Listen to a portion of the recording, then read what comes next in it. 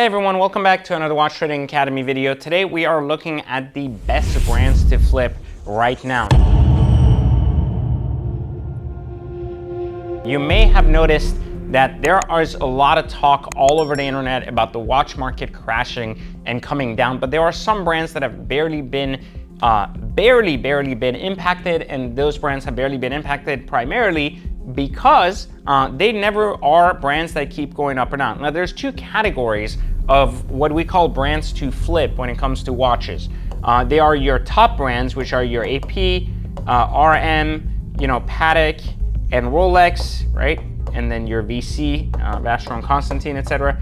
These watches, and there's a few others, but these specific watches are some of the most notoriously well-known watches in the space, and they're basically trading at what we consider to be market value.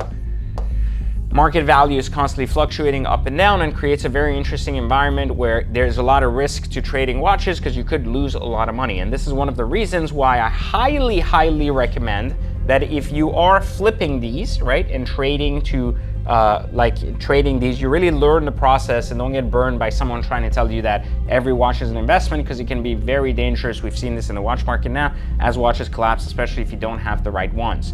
The other side is what we call the bottom cash value watches. Now this is something that I've invented in 2005 that helps you measure which watches are not going to lose any money past a certain point. What is that dollar? And I basically listed all that in my course of Watch Trading Academy, which again, if you haven't taken, you can take right here in the comments and learn how to trade watches. Very affordable, and if you have $1,500 access to a post office and a computer, you could start trading watches as early as tomorrow and expect things like 20% ROIs fairly quickly. So when we look at the watches that are not in this pile, which is the most volatile and impacted, we start to look at watches that perhaps the majority of jewelers ignore. Hublot, UN, Cartier.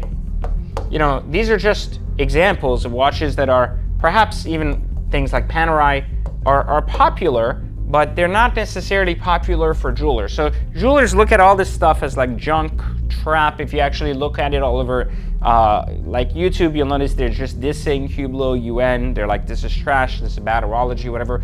But one of the things that's really important to understand is that while this may be trash to some, it's actually, there's a lot of value in trading these brands because they're very stable. So once they drop past a certain dollar stand, they basically hold. So when people are starting with usually a $5,000 to $10,000 budget, and they say, hey, what should I trade? Should I buy one expensive Rolex? Well, to them it's expensive, but they want like basically a Datejust Rolex, or should I buy like two Hublots and one UN, or what should I really go for? I usually tell people that, well, if you have limited funding, the number one and most important part of trading watches correctly is to protect the funding and ensure you can build a margin on that, which is why I usually recommend to go here if you have $10,000 or so as a budget to get started, and look at brands here. As long as you're using my BCV formula calculations, you'll be in a position to actually know exactly what to pay for each of these, but it puts you in a better position to make margin without the market volatility over your head continuously going up, down, up, down, up, down, and causing you some hardship.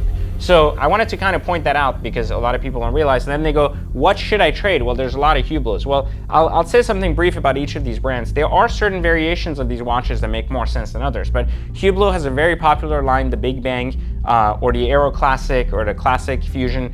These are watches that are generally popular, very easy to flip and easy to get through, especially in 44 or 45 millimeter. Very sought after and easy watches to buy. So this is somewhere you want to focus in Hublot. UN has some very good old inventory called the Maxi Marine Chrono 43, and that range of Maxi Marine product. And it also has a new line of Freaks that's incredibly popular in the secondary market, so that's where you want to focus. Cartier has an incredible Skeleton or a Roadster or a Santos watch that is, of course, very popular and again, very sought after in the secondary market. And then Panerai has a variety of 500 plus watches that you can probably go through and pick the ones you want. Usually, if you're focusing here, I'd focus on the 1950 casing, which is the more popular casing that trades better in the secondary market. So if I was going to trade anything starting with a $10,000 budget, this is where I would start. I would learn the VCV calculations. I would ensure I don't set myself up for failure and basically focus in those 4 brands rather than market volatility. Now, the majority of jewelers will tell you this is where you want to play because this is what they sell the most of, and this is where they build the most margins. This is where they make the most money. But again, the market volatility can cause a lot of pain, especially if you don't know what you're buying. A lot of Rolexes have fallen over 60% in the last 90 days. Now, if you're a normal person, taking a $50,000 loss on a $200K watch isn't necessarily something you want to do, right? And there's other people with $16,000, $17,000 Rolexes that have dropped to like 10,000, and it's the same context. 20 grand to someone is 200 grand to someone else, right?